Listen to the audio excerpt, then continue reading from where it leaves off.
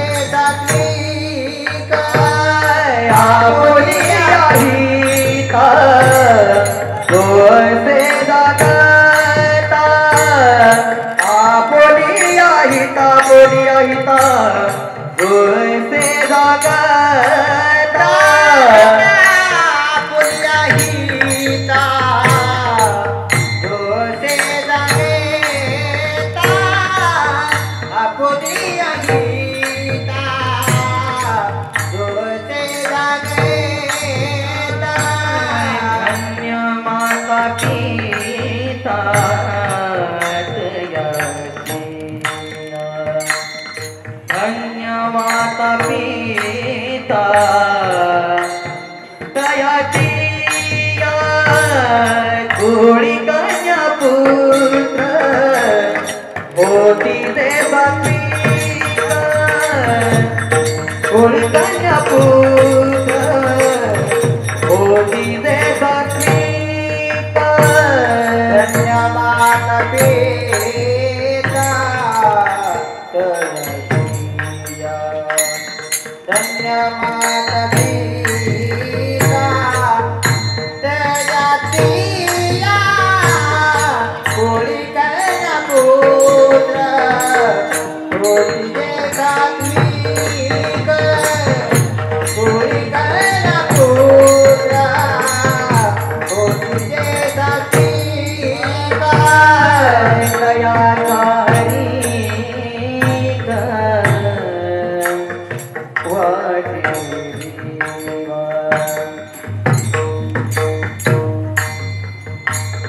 तयाचा हरिक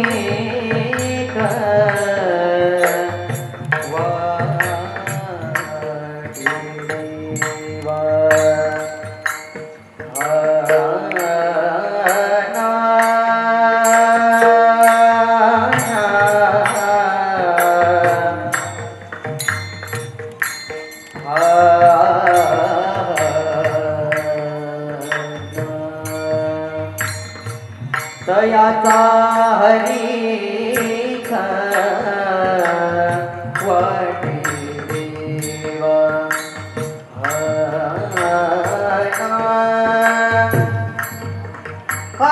हरिख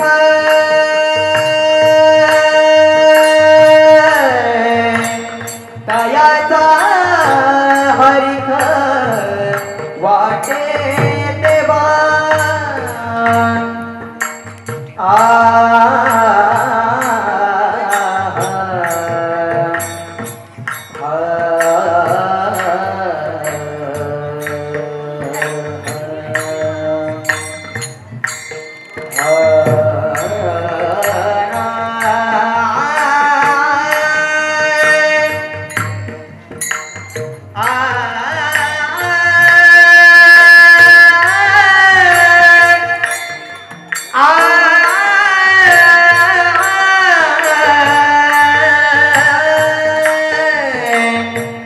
तयाचा हरिक वाटे देवा तयाचा हरिक वाटे देवा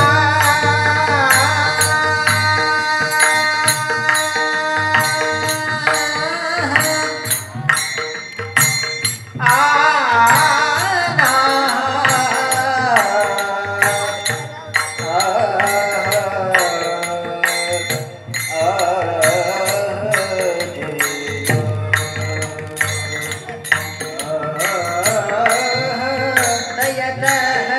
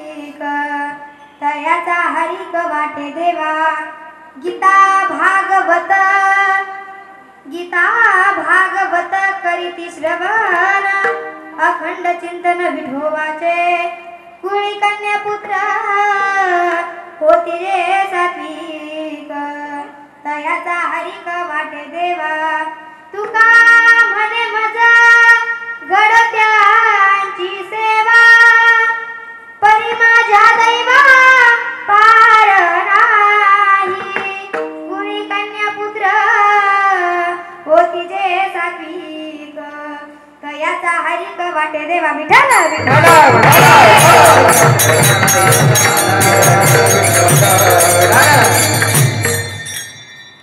आधरं मधुरं वादनं माधुरं नयनं मधुरं हासितं मधुरं हृदयं मधुरं गमनं मधुरं मधुराधिपते रकीलं मधुरं जेतिकेधिकं जन्मना व्रज श्रयत इंदिरा शाश्वतत्रयीं दयित दृश्यता दीक्षुता बका स्वैधृतासव स्वं विचिन्वते महायोगपीठे तटे भीमरथ्यं वरं पुण्डरीकाय दातुं मुनीन्द्रे समागत्य तिष्ठन् त्वमानन्दकन्दं परब्रह्मलिङ्गं भजे पाण्डुरङ्ग पांडुरंग केडू प्रथमन बने पांडुरंग केडू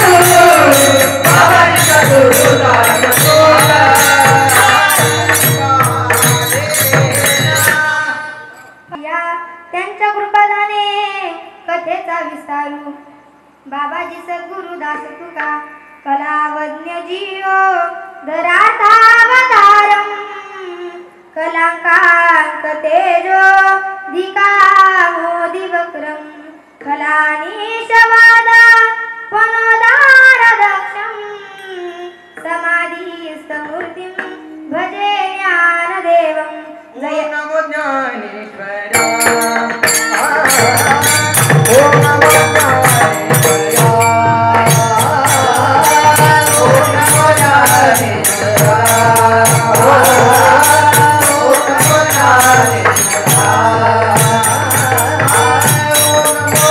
ज्ञानेश्वरा ओम नमो ज्ञानेश्वरा ओम नमो ज्ञानेश्वरा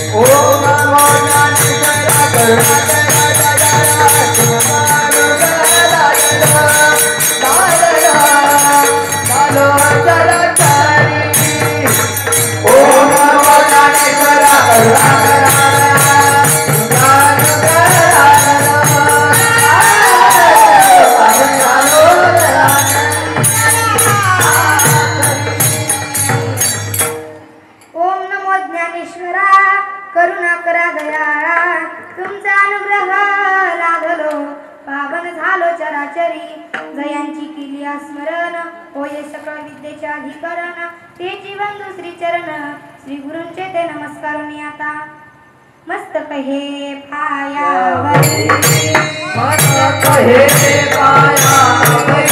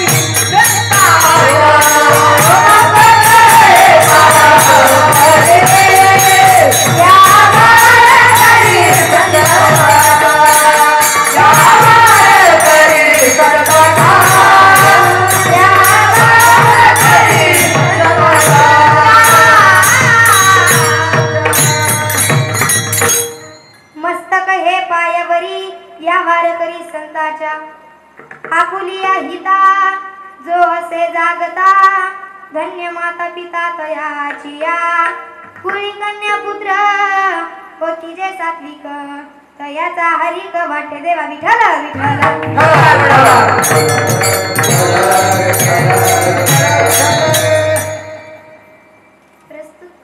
प्रस्तुत प्राप्त प्रसंगी प्राप्त स्थळी कीर्तन रूपी सेवेकरिता निवडलेला अभंग जन्माला आलेल्या जड जीवांचा उद्धार करणारे व आपला देह अखंड झिजविणारे श्रीमंत भगवत भक्त परमभक्त असे असणारे श्रीमंत श्री जगद्गुरु तुकोबाराय यांचा 4 चरणाचा उत्कृष्ट असा अभंग आज आपण सेवेकरिता निवडलेला आहे विठ्ठल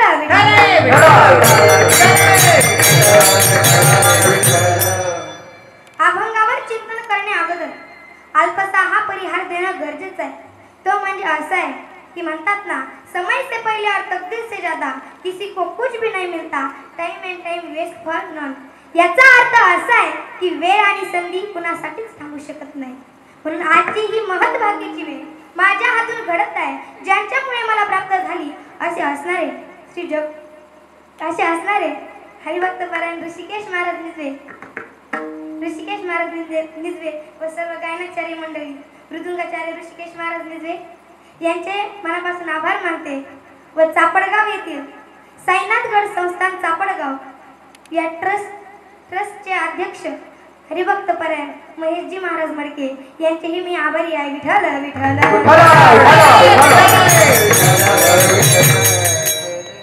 यांच्यासाठी लाभणारे सर्व गुरुजन वर्ग आणि कीर्तनकारासाठी लाभणारे सर्व कीर्तन सौंदर्य, गायन असतील, पकवाद असतील, हार्मोनियम नाही समजा पण विठ्ठल विठ्ठल.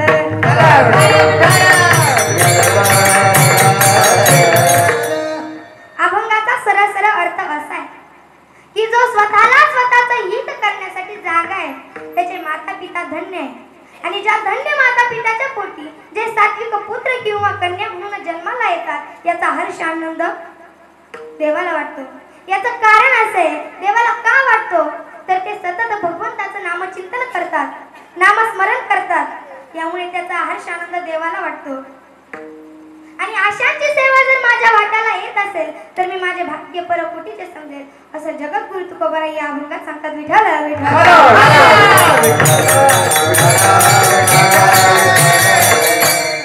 या अभंगाद्वारे जगद्गुरु तुकोबाराय सांगतात जो आपल्या हिताच्या ठिकाणी जागा आहे त्याच्या माता पिताला धन्यता देतात. आता हित म्हणजे काय आणि हित कशाला म्हणायचं? हित ते करावे पैशाचे चिंतन करून मन शुद्ध व्हावे. आता पैशाच्या चिंतनाने हित असेल का? तर नाही, कारण पैसा तेरे नाम परशा परशु परशुराम. पैसा धन संपत्ती या नाश पावणाऱ्या गोष्टी आहे आणि नाश पावणाऱ्या गोष्टीपासून हित सक्सेस होऊ शकतं का? तर नाही. मग ते हित कशात आहे? कबीरजी महाराज सुंदर वर्णन करतात. ईसता धन की कोण भराई देखत नेनो में मिठी मिलाई. मग ते हित कशात आहे? हित ते करावे संसाराचे चिंतन करून मन शुद्ध व्हावे. आता ते हित काय संसारात आहे का हो? तर नाही, कारण संसार जर इतका धन्यतेच्या लायकीचा असता तर संत वाङ्मय असं म्हणलेच नसते. संसार दुःख मूळ चहूकडे हिंग विश्रांती नाही कोठे रात्रंदिवस तळमळ काम क्रोध लोभ शूनी पायी लागले ओढाळ कवना मी शरण जाऊ दृष्टी देईल निर्मळ संसार सागरुगा भव दुःखाचे मूळ संसार दुःख मूळ चहूकडे हिंग. कारण संसार जर इतका दुःखाचा असूनही लोक तिथं हित शोधत बसतात. मग हित कशाला म्हणायचं? हित ते करावे बायकोचे चिंतन.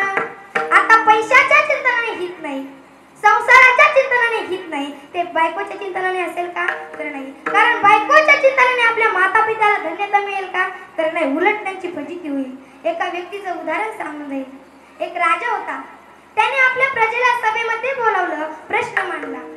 जे जे बायकोचं ऐकतात ते एका लाईन मध्ये उभं राहा आणि जे जे बायकोचं ऐकत नाही ते एका लाईन मध्ये उभं राहा. आता बायकोचं सगळेजण ऐकतातच ना? तुम्हाला आले नाही आणखी? विठ्ठल विठ्ठल. आता बायकोचं सगळेच जण ऐकतात, सगळेच जण बायकोच्या ऐकणाऱ्या लाईन मध्ये उभा राहिले.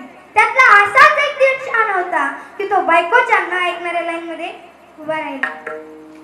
महाराजांना आश्चर्य वाटलं. महाराजांनी त्याला प्रश्न केला की बाबा तू काय या लाईन मध्ये उभा राहिला? तू तुझ्या बायकोचं का ऐकत नाही? त्यावेळेस त्या दीड शहाण्याने उत्तर दिलं, महाराज माझी बायको मला म्हणाली जास्त गर्दीत घुसून जाऊ नका म्हणून मी या लाईन मध्ये उभा राहिलो. विठ्ठल विठ्ठल.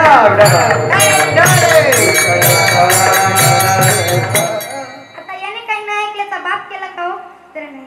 जे हित संसाराच्या चिंतनात नाही, बायकोच्या चिंतनात नाही, पैशाच्या चिंतनात नाही, ते हित फक्त आणि फक्त भगवंताच्या नामस्मरणात आणि भगवंताच्या नामचिंतनात आहे. हित ते करावे देवाचे चिंतन. हित ते करावे देवाचे चिंतन. हित ते करावे देवाचे चिंतन.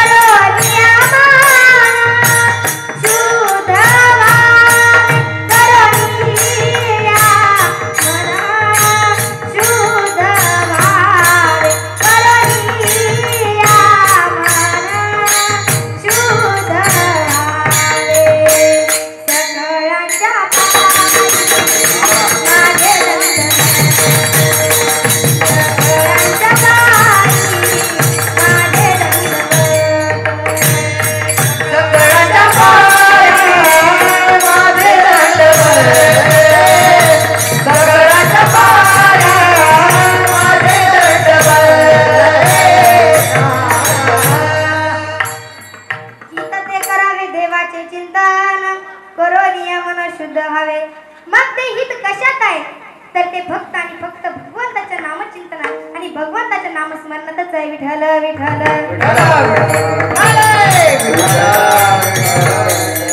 आणि सुख जर कशात असेल तर ते फक्त भगवंताच्या नामचिंतनात भगवंताच्या नामस्मरणातच आहे.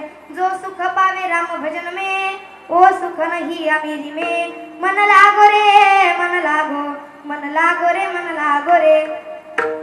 म्हणून वेळोवेळी जगद्गुरु तुकोबाराय आपल्याला ताकीद करून सांगतात, जागा करून सांगतात. उठा लागे वारे आता, उठा लागे वारे आता, मरण करा पंढरीनाथा, मरण करा पंढरीनाथा, मरण करा पंढरीनाथा,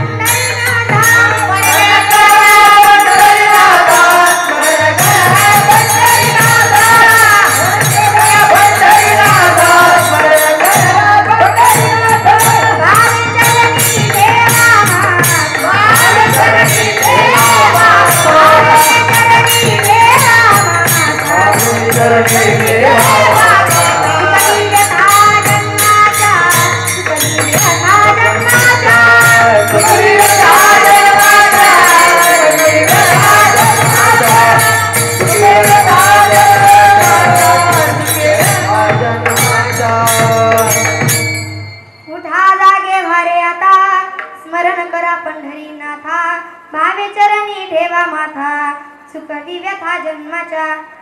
म्हणून जो आपल्या हिताच्या ठिकाणी जागा आहे त्याचे माता पिता धन्य आहे. आणि यांच्यासाठी जगद्गुरु तुकोबाराय 4 विकल्प सांगतात. पहिला विकल्प असा आहे की लोक जागे आहेत पण त्यांना हित कळत नाही. दुसरा विकल्प असा आहे त्यांना हित कळतं पण ते जागे राहत नाही.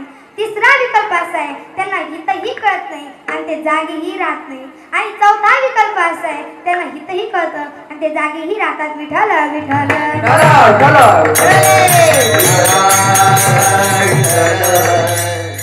आता आपण पहिल्या क्रमांकाचा विकल्प पाहू.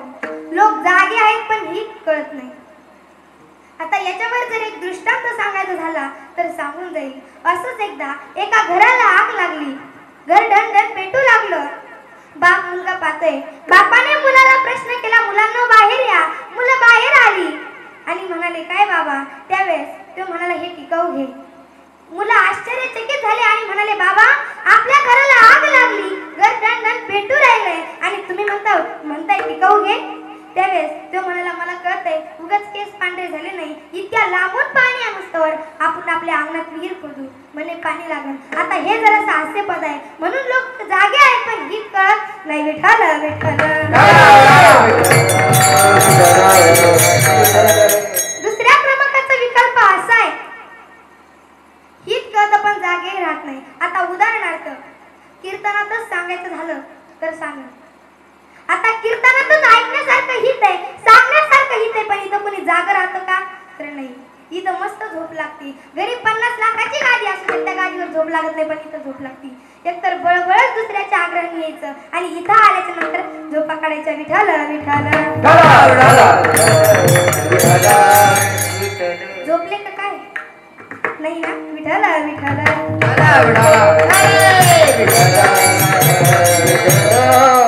तिसऱ्या क्रमांकाचा विकल्प असा आहे त्यांना हितही कळत नाही आणि ते जागेही राहत नाही.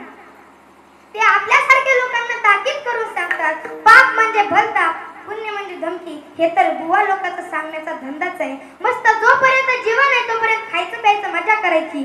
यावत जीवन सुखम जीवोत्तम. अरे तुम्हाला हित नाही ना कळत नका का कळणार. देव नाही ना कळत नका का कळणार. पण या 2 हाताने दान धर्म तरी करा.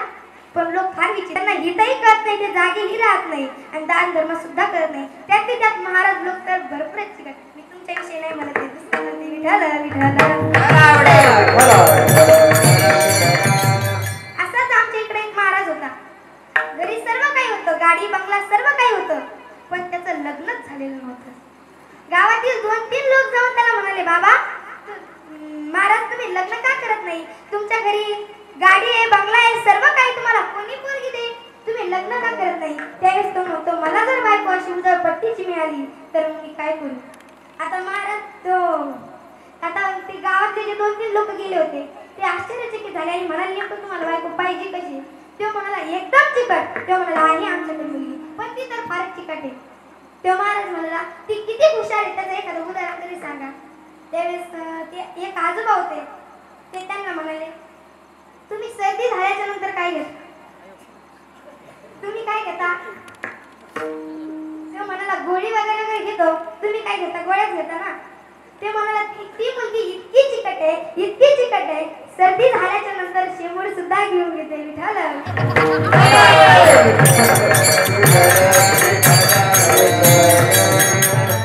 ठरल्याप्रमाणे त्यांचं लग्न झालं. लग्न होऊन 10-15 दिवस झाले. गावामध्ये अखंड हरिनाम सप्ताह उभा राहिला आपल्यासारखा. त्यांच्या गावामध्ये अखंड हरिनाम सप्ताह उभा राहिला. आता हे वाजविणारे, गाणारे, धुमाकूळ घालणारे यांना जावंच लागलं. हा गेला. बायकोला म्हणला चल ग कीर्तनाला. बायको म्हणली तुम्ही निघा, मला नाही. तो कीर्तनाला गेला. कीर्तनात बसलेला भोपलत घरी आला. दरवाजावर थाप टाकली. उघड गदार. तिने दरवाजा उघडला. बाई तुम्ही तर आताच कीर्तनाला गेले होते आणि लगेच आले. त्यावेळेस ते म्हणाला अगं काय झालं सांगू का? तू सकाळी देवापुढे दिवा लावला आणि तो विझवला का नाही, मी हे बघण्यासाठी तिथून इथं आलो. ती म्हणाली मी काय इतकी येडी आहे का? मी या हाताला लावला आणि ह्या हाताला विझवला.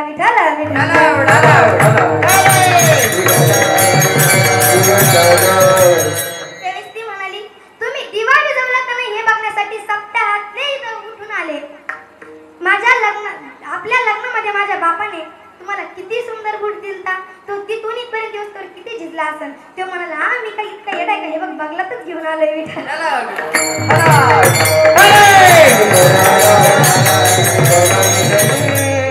आणि चौथा विकल्प असा आहे त्यांना हितही कळत नाही, ते जागेही राहत नाही. त्याला हितही कळत नाही, जागेही राहत नाही. तुम्हाला हित नाही ना कळत नका कळणार, देव नाही ना कळत नका कळणार, पण या दोन हाताने दान धर्म तरी करा. लोक त्यांना हितही कळते, ते जागेही राहत नाही. आणि चौथा विकल्प असा आहे त्यांना हितही कळतं, ते जागेही राहतात. अभंगाचं प्रथम चरण.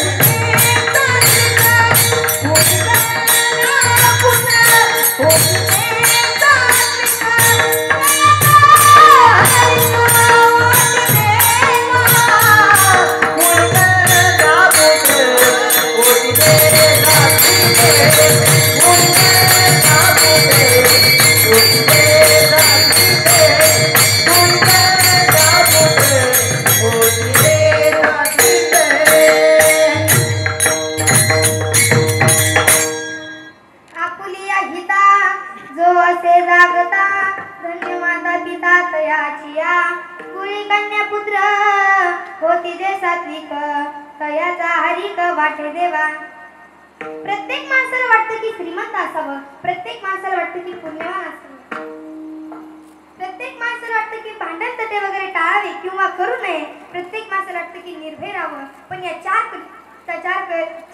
चार उपाय आहेत. पहिला विकल्प असा आहे, प्रत्येक माणसाला वाटतं श्रीमंत असावं. जर श्रीमंत व्हायचं असेल तर दारिद्र्याचा नाश पाहिजे. पुण्यवान व्हायचं असेल तर असलेल्या पापाचा नाश पाहिजे.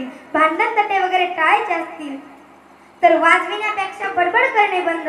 आणि निर्भय राहायचं असेल तर जागा. म्हणून जपानी पापाचा नाश आहे, मौनाने कलहाचा नाश आहे, आणि जो जागा आहे तेथे भयाचा नाश आहे, उद्योगाने दारिद्र्याचा नाश आहे. विठ्ठल विठ्ठल.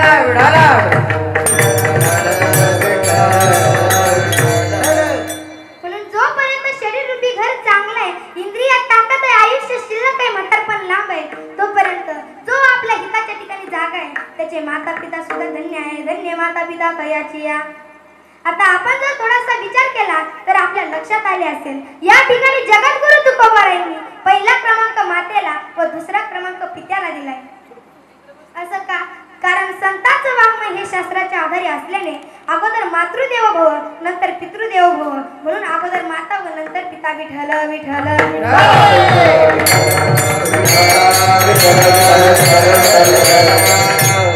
पहिला क्रमांक मातेलाच का? कारण महत्वाचे संस्कार लावण्याचं काम हे मातेचे असते व काही दिवसानंतर पित्याचे असते. म्हणून जिच्या हाती पाळण्याची दोरी तीच जगाला उद्धरी. म्हणून मातेने योग्य ते संस्कार आपल्या मुलांवर केले पाहिजे. असंच एकदा दोन मैत्रिणी होत्या. आताच्या माता मुल्या कसले संस्कार करतात. दोन मैत्रिणी होत्या, खूप दिवसानंतर बागेमध्ये भेटल्याच्या नंतर गप्पा चालू झाल्या. आता महिला मंडळाच्या गप्पा म्हटल्याच्या नंतर कुठला सब्जेक्ट घेतील याचं काही विचारूच नका. म्हणून त्यांच्या सुंदर अशा प्रकारे गप्पा चालू झाल्या. त्यातील सहज पहिल्या मुलीचं लक्ष दुसऱ्या मैत्रिणीच्या मुलाकडे गेलं. ती तिला म्हणाली, अगं तुझा पप्पू तर म्हणे फारच उड्या मारतो. त्यावेळेस ती म्हणाली, अगं काय झालं सांगू का? हा जेव्हा 7 महिन्याचा गर्भात असताना आम्ही जोडीने सर्कस पाहायला गेलो होतो, आणि सर्कस मधल्या माकडांचा परिणाम माझ्या पप्पूवर झाला, म्हणून तो इतका उड्या मारतो. आता पहिली काय कमी होती का? ती तिला म्हणाली, अगं तुझ्या पप्पूचं काय? माझ्या बंटीचं सांगते. तुझं नाही. विठ्ठल विठ्ठल. ती म्हणाली, तुझ्या पप्पूचं काय? माझ्या बंटीचं सांगते. हा जेव्हा 8 महिन्याचा गर्भात असताना याच्यावर गब्बरचे परिणाम झाले, आणि त्याने जन्मताच मला प्रश्न केला की आई कितने आदमी थे? विठ्ठल विठ्ठल.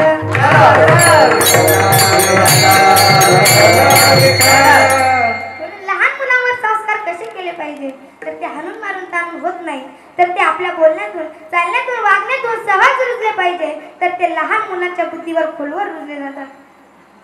आता असाच एक मध्यमवयीन गृहस्थ होता. भर दुपारी चालले होते, त्याच्याबरोबर एक 7 वर्षाचा छोटा मुलगा होता. भर दुपारी चालले होते, सूर्य डोक्यावर आला आणि जाता जाता त्यांना एक शेत लागलं. शेतामध्ये शेतकरी जमीन नांगरत होता. जवळच एका झाडाला त्याचा मळकटलेला शर्ट अडकवलेला होता.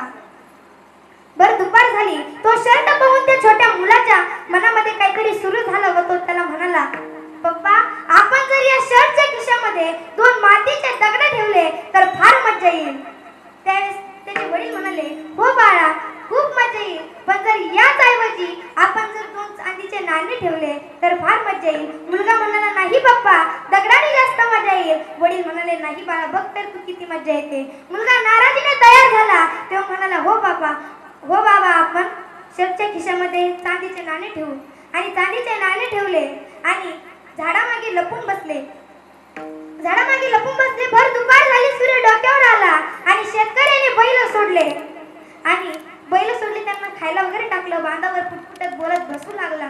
कालच्यानं घरच्याच्या अन्नात पोटाचा कणही शिल्लक नाही. घरी कारभारीण उपाशीच आहे, लेकरं बाळ उपाशीच आहे. काय करावं काहीही समजत नाही. मग आला आणि शर्ट काढला आणि आपल्या अंगामध्ये घातला. सवयीने खिशामध्ये हात घातला. काहीतरी लागलं म्हणून बघायला गेला तर बघतो तर काय चांदीचे नाणे. ते बघून त्याचा चेहरा फुलला होता, आनंदाने फुलला होता. तेच नाणे त्यांनी तर हातावरती ठेवले आणि त्याने विचार केला, आता या पैशाचं मी खूप मोठं धान्य आणून सर्वजण घरचे पोटभर जेवण करू शकतात. तेच पैसे तर हातावर घेऊन नांगरलेल्या शेतात गेला आणि आकाशाकडे पाहत बोलू लागले की देवा कुणाच्या रूपात आलास रे? माझ्यासाठी एवढा त्रास घेतलास, पण ज्याने हे काम केलं त्याला खूप आराम दे, ऐश्वर्य दे, समृद्धी दे. आणि हेच बोललो तो लहान मुलगा. ऐकत होता. हे ऐकून तो रडू लागला आणि त्याच्या वडिलांना म्हणाला, बाबा मला होतंय पण मला कळत नाही, पण माझ्या अंगातून समाधानाच्या सुखाच्या लहरी उठत आहे. त्यावेळेस त्याचे वडील म्हणाले, बाळा माणुसकीचा धडा तर तू आज शिकलास, असे संस्कार असावे, अशी शिकवण असावी, गुरु हवा, असे संस्कार करावे की कायमचाच मनावर विमला जाईल. आताचे वडील काय संस्कार करतात? 16 वर्षाचा मुलगा पान टपरीवर गायच्या खातोय, तेवढ्यात त्याचा बाप येतो म्हणून टपरी मागे लपायला जातो. त्यावेळेस त्याचा मित्र म्हणतो, आता कसा भेला? त्यावेळेस ते म्हणतो, मी काही त्याला भेट नाही, तुम्हाला यातलीच आरती मागवतोय म्हणून मी मागे लपलोय.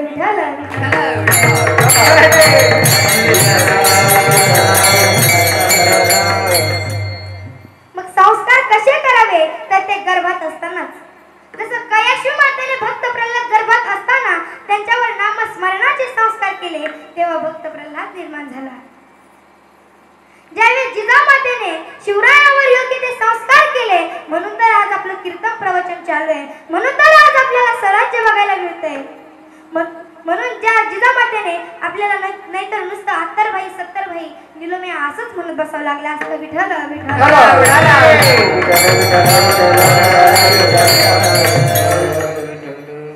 म्हणून ज्या संस्कार कसे असावे जिजामातेसारखे, की ज्या जिजामातेने शिवाजी छत्रपती शिवरायांना स्वराज्य स्थापन करण्यास सांगितले.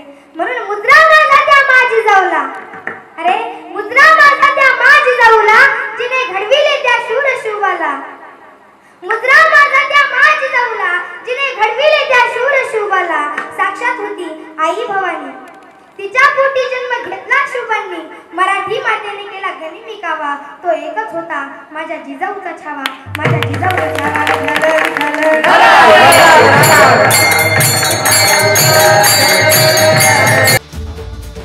मन मंदिरा गजर भक्तीचा.